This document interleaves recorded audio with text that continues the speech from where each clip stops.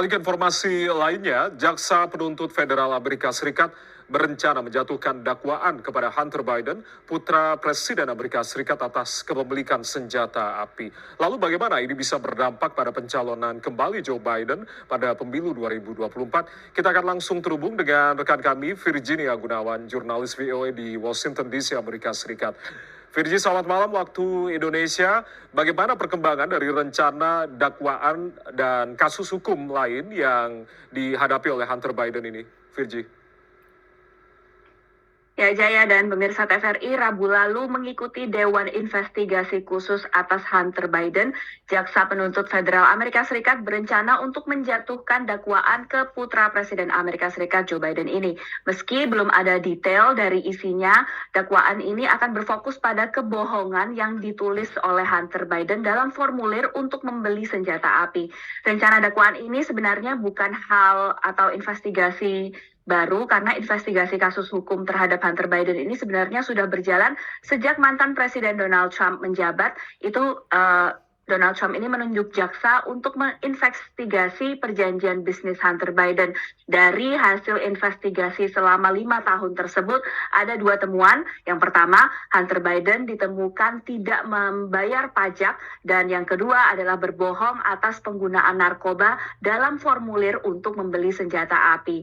Nah, Juli lalu, Hunter Biden ini juga sempat mengajukan plea deal atau negosiasi antara penuntut dan juga terdakwa agar hukuman atas kepemilikan senjata apinya ini dihapus dengan mengakui kalau ia tidak membayar pajak. Namun negosiasi ini gagal terjadi setelah interogasi panjang dan juga desakan dari IRS atau Lembaga Pengumpul Pajak Amerika Serikat dan beberapa figur dari Partai Republik. Hunter Biden, putra kedua dari Joe Biden, memang merupakan sosok yang kontroversial, terutama karena ada beberapa catatan terkait Hunter Biden menggunakan narkoba, bergabung dalam perusahaan energi Ukraina yang sedang diinvestigasi atas korupsi, dan kedapatan berbohong soal penggunaan narkoba ketika mengisi formulir untuk membeli senjata api. Dan hal ini menurut Jaksa Penuntut Federal yang berencana menjatuhkan dakwaan ke Hunter Biden akan dilakukan pada akhir September mendatang. Jaya.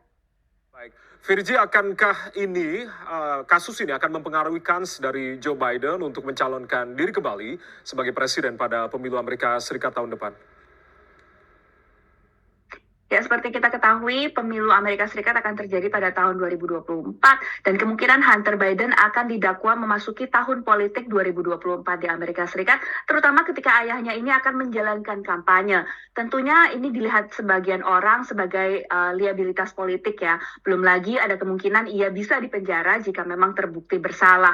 Dalam istilah beberapa media di Amerika Serikat, kasus Hunter Biden ini biasanya disebut sebagai skandal politik, tapi dengan perkembangan saat ini kemungkinan akan jadi senjata politik untuk menyerang Biden, dan memang ini sebenarnya sudah dilakukan oleh Donald Trump yang seperti kita ketahui juga berencana untuk mencalonkan diri kembali sebagai calon presiden dari Partai Republik.